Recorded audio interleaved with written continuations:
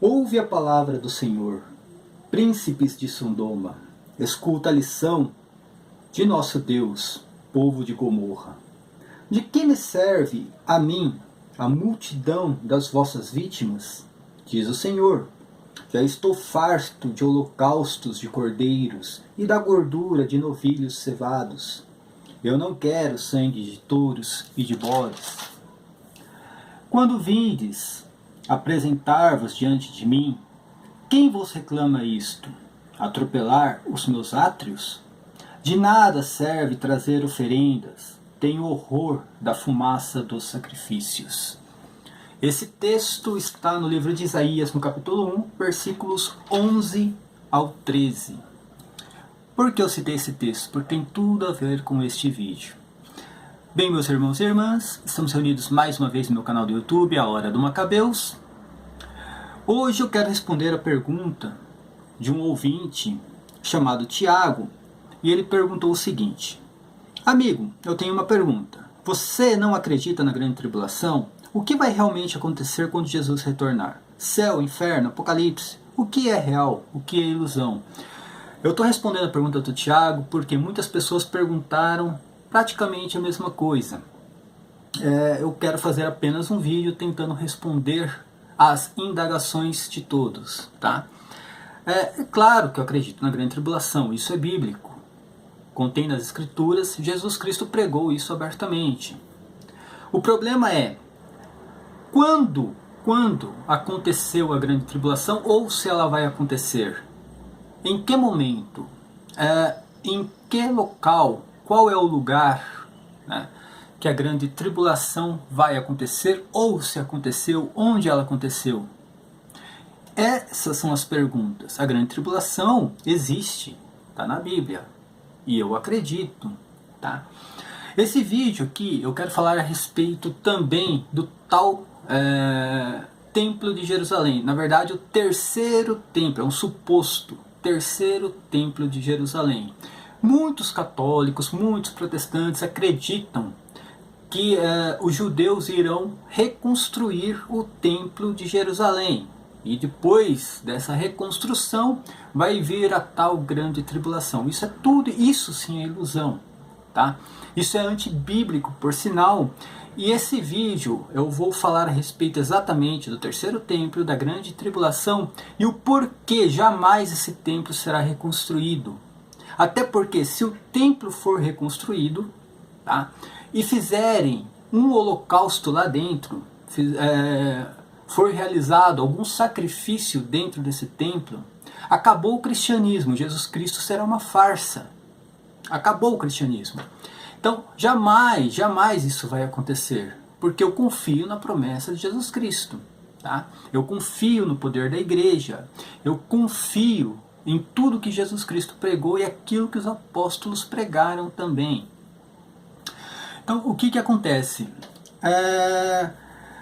Algumas pessoas até falaram sobre o templo de Salomão, né, de Edir Macedo. Aquilo ali, gente, não tem nada a ver com o templo de Jerusalém. Tá? A estética por fora é parecido, sim.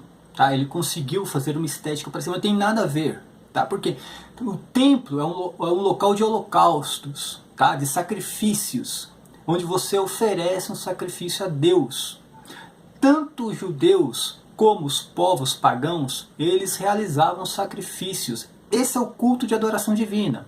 Então o templo é esse local. Isso não ocorre lá dentro. Se você entrar dentro do templo de Salomão, lá do Edir Macedo, não tem nada a ver com o templo de Jerusalém. Ali é um local para arrecadação de dinheiro.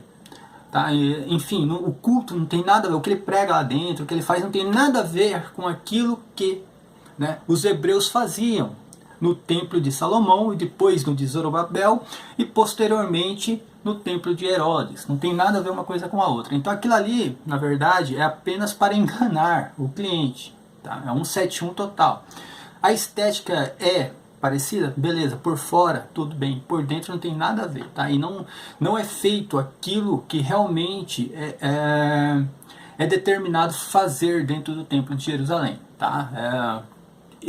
O templo, para falar a verdade, era um local, né, onde tinha o altar, que era fora do santuário, onde eles realizavam ali o sacrifício, e depois eles levavam o sangue do sacrifício para dentro do templo. Ali tinha todo um ritual de levar no lugar santo dos santos aquele sangue. Bem, eu não vou entrar nessa questão agora. O que eu quero falar é a respeito do porquê a reconstrução, né, a tal reconstrução desse terceiro templo não vai existir, não vai acontecer e não pode acontecer. Se acontecer, Jesus Cristo é uma farsa, tá? Isso agride totalmente o cristianismo, agride totalmente as palavras de Jesus Cristo. E também eu quero falar um pouco sobre a grande tribulação, o que tem a ver uma coisa com a outra, tá ok? Perceba você esse texto que eu citei de Isaías, que Deus não está nem aí com os sacrifícios.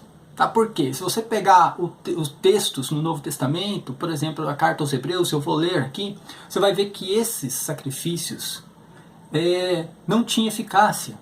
Tá? Porque o único sacrifício que foi realmente perfeito foi o sacrifício de Jesus Cristo. Então isso aqui era a sombra daquilo que deveria vir. Depois que Jesus Cristo veio, existiu a crucificação de Jesus Cristo, acabou esses sacrifícios, e esses sacrifícios, na verdade, se tornou uma abominação. Por isso que o texto lá em Mateus 24 fala sobre a abominação no templo, tá? No lugar santo. Por que fala dessa abominação? Porque a partir do momento que Jesus Cristo foi crucificado, aqueles sacrifícios que eram realizados dentro do templo se tornou uma abominação, porque não tinha eficácia alguma. Tá? E a Bíblia diz isso, vou ler isso aqui. É muito comum dentro do protestantismo ficar encontrando subterfúgios para tentar ainda defender esse apocalipse futurístico que eles pregam. Antigamente eles pregavam um apocalipse em que nada aconteceu, tudo ainda iria ocorrer, geração não era geração, cidade era igreja, não era cidade, geralmente era a igreja católica, entendeu? E mulher não é mulher, é bem assim. Com o passar alguns grupos, né, alguns grupos preteristas dentro do protestantismo pregavam o contrário, mas eram a minoria. Com o passar do tempo, os católicos começaram a se instruir e a gente começou a pregar realmente o que é o Apocalipse. Hoje muitos protestantes concordam com a visão de que realmente o Apocalipse, as tribulações correspondem à destruição do Templo de Jerusalém lá no ano 70 depois de Cristo. Mas ainda encontram alguns subterfúgios, tentam encontrar alguns subterfúgios para pregar um suposto apocalipse futurístico. No debate com meu amigo Roberto Sabino, ele realmente traz essa ideia que a última semana das profecias de Daniel ainda não aconteceu, então vai ter que reconstruir um terceiro templo para que haja uma abominação, para que aquela última semana se cumpra. Só que não existe esse ato de tempo entre o ano 70 até o fim dos tempos, não existe esse ato de tempo, né? Eu não sei onde encontram isso nas escrituras, mas não existe. Também tem aquela de tribulação e grande tribulação, e aí eu vou explicar o porquê que grande tribulação e tribulação, na verdade, é o mesmo. Tá? A grande é apenas um termo que Mateus usou como grande tribulação e Marcos usou como tribulação, mas eles estão falando da mesma coisa. Né? Beleza, então o que acontece? Eles agora encontraram essa questão, o que aconteceu lá no ano 70 foi a tribulação, o que nós estamos falando aqui é a grande tribulação. E aí eles se enroscam no termo, porque esse termo grande tribulação, assim como a grande cidade, não está atrelado à dimensão. Por exemplo, a grande cidade não é uma cidade grande, né? Assim, na questão de ser uma cidade com uma dimensão enorme. Tá? Está falando em notoriedade. Esse é o termo, notoriedade. Não está falando sobre uma grande cidade no qual se demorava dias para percorrê-la. Assim como a grande cidade de Nínive. Né? A grande cidade de Nínive, realmente ela era grande em dimensão. Tá? E não exatamente por ser uma cidade notória. Mas no Apocalipse fala de uma grande cidade por notoriedade. Assim como a grande tribulação. A grande tribulação, esse termo não está atrelado a uma guerra mundial. Tá? Uma guerra porque é grande, então tem que ser o planeta todo. Como eu falei naquela época, eles nem sabiam que o planeta era redondo. Então assim, esse termo grande tribulação está atrelado à notoriedade do que aconteceu na época, não exatamente a uma dimensão. Mas para aonde foi prometido isso? Tá? Em qual local? Foi em Israel. Jesus Cristo estava pregando algo que iria ocorrer em Israel, não exatamente no mundo. Ele está falando sobre a destruição do Templo de Jerusalém, ele estava falando exatamente sobre o cerco de Jerusalém, e ali ele cita a grande tribulação. Ele estava falando de algo que ocorreu em Israel, algo que nunca tinha ocorrido e nunca mais iria acontecer, nunca mais iria ocorrer. Tá? E aí eu vou lá citar Mateus 24, novamente eu vou citar aquele texto de Mateus 24, porque realmente é no texto de Mateus 24 que se fala da grande tribulação. Ali no versículo, praticamente no versículo, do versículo 16 em diante, né? Do versículo 15 na verdade, quando ele vai falar assim, ó, quando virdes estabelecida no lugar santo a abominação da desolação que foi predita pelo profeta Daniel, o leitor entenda bem. Então os habitantes da Judéia fujam para as montanhas. Aquele que está no terraço da casa não desça para tomar o que está em sua casa. E aquele que está no campo não volte para buscar suas vestimentas. E aqui ele vai falar uma coisa muito importante, olha. Ai das mulheres que estiverem grávidas ou amamentarem naqueles dias. Rogai para que a vossa fuga não seja no inverno nem em dia de sábado. Aqui Jesus Cristo está falando exatamente qual é o local da grande tribulação. Por que ele está falando sobre o dia de sábado? Qual é o único lugar no planeta Terra, tá? O único lugar no planeta, no mundo, que tem a guarda do sábado, principalmente naquela época? Onde se guardava o sábado? Justamente em Israel. Era uma lei dentro de Israel. Até quem não era israelita e morava, né, em Israel, eles guardavam o sábado em respeito à religião, né, à religião judaica na época. E também, né, era uma obrigação guardar o sábado. Por que Jesus Cristo está falando, rogai para que a vossa fuga não se dê no dia de sábado? Exatamente, porque era ali o local, em Israel. E aí ele vai falar, continuando, né? Olha, rogai para que vossa fuga não seja no inverno nem em dia de sábado. Porque então a tribulação será tão grande como nunca foi vista desde o começo do mundo até o presente.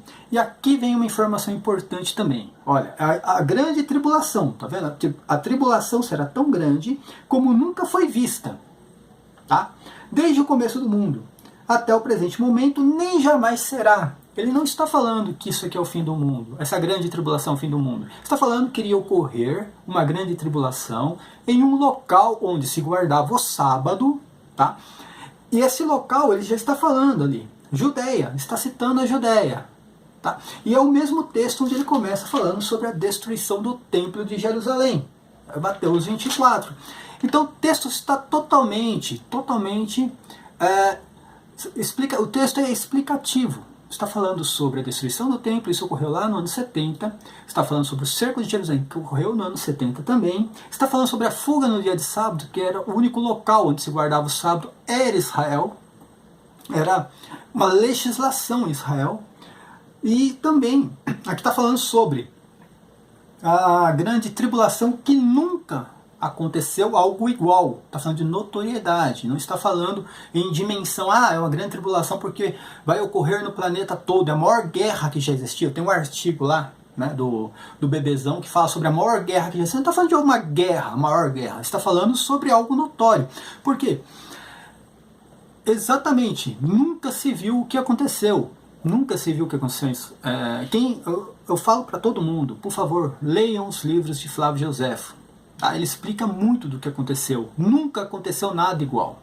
Nunca aconteceu nada igual o que aconteceu em Israel durante o cerco de Jerusalém. Ele fala que nunca mais acontecerá. Isso aqui nunca mais acontecerá. Então iriam ocorrer outras tribulações, outras guerras, mas não como aconteceu lá em Israel no ano 70 depois de Cristo. Até por isso, esse terceiro templo não pode ser reconstruído, porque Jesus Cristo deixou claro que aconteceu durante essa grande tribulação, durante o cerco de Jerusalém, não voltará a acontecer. Ele está falando. Então, se reconstruírem novamente um templo, para que façam esses sacrifícios no templo e ocorra de novo uma grande tribulação, acabou. O que Jesus Cristo pregou aqui acabou. O cristianismo é uma farsa e Jesus Cristo é uma farsa. Eu vou ler de novo. Por que então a tribulação será tão grande como nunca foi vista desde o começo do mundo até o presente, nem jamais será? Ele está falando aqui sobre a destruição do templo e sobre o cerco de Jerusalém. Algo que ocorreu no local que se guardava o dia de sábado. O único local era Israel.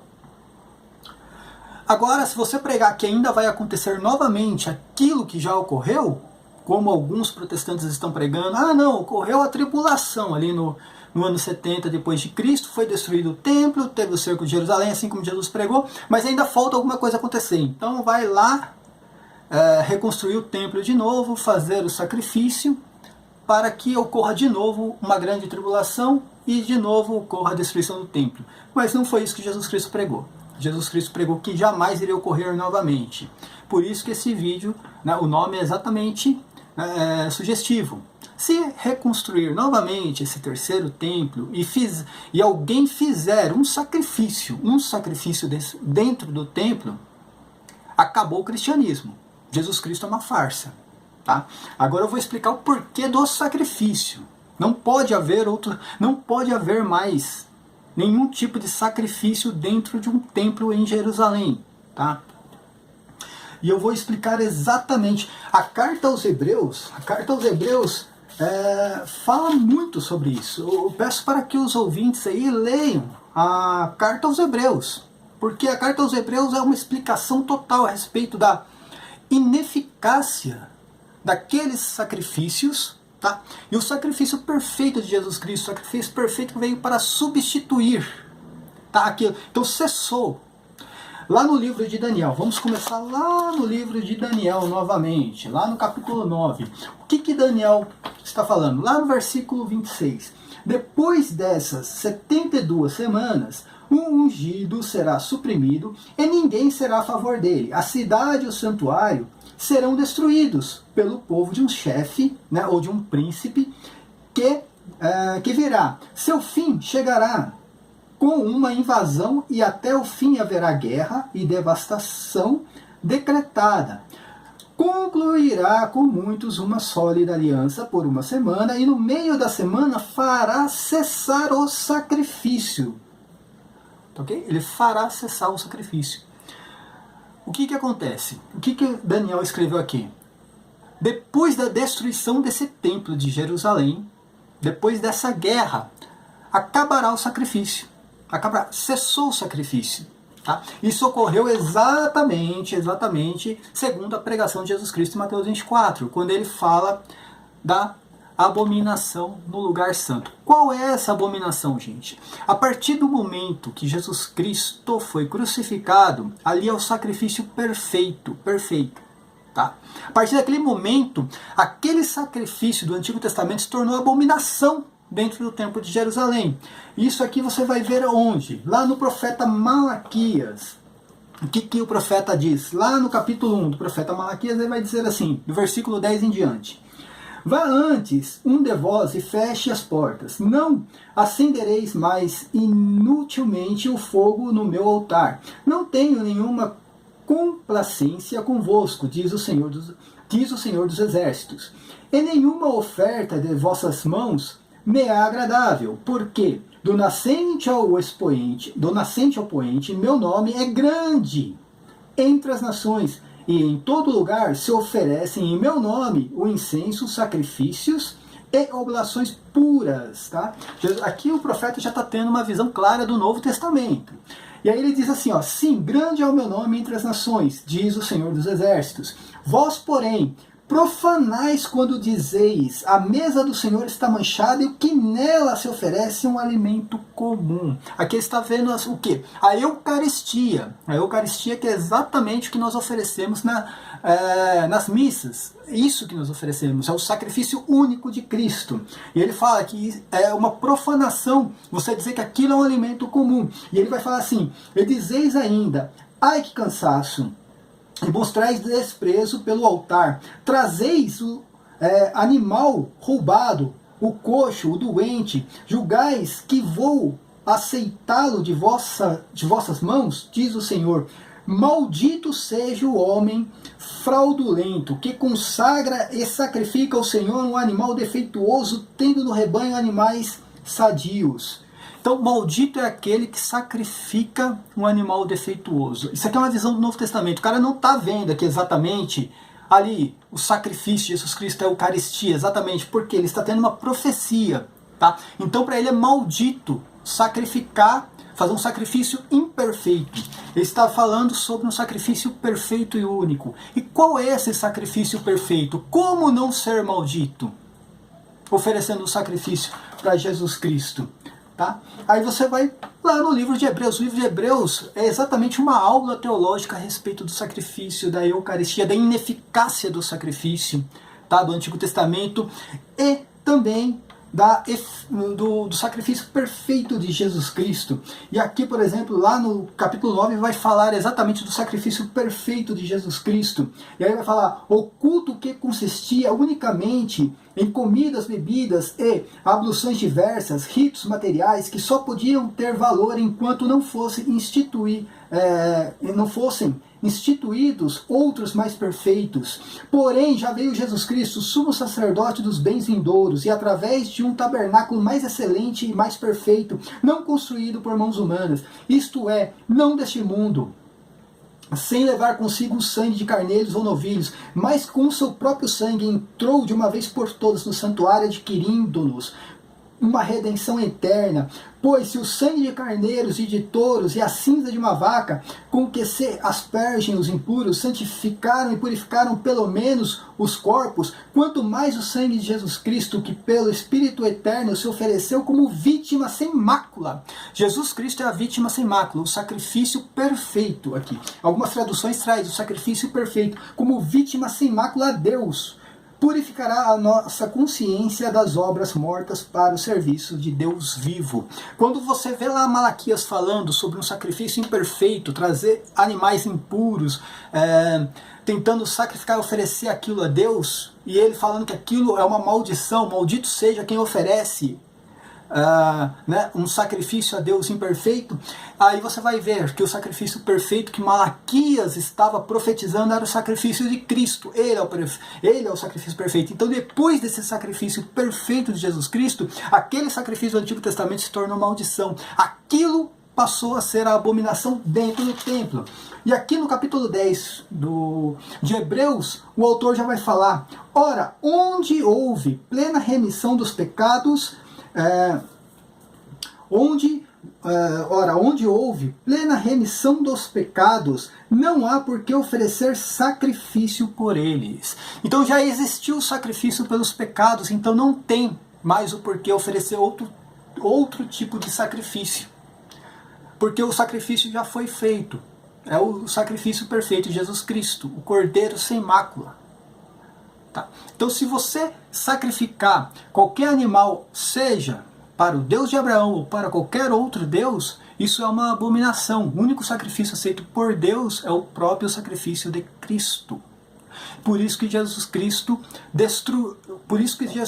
pregou a destruição do templo de Jerusalém, pregou a destruição do Antigo Testamento. Aquele templo representava o Antigo Testamento, aquilo que se tornou uma abominação.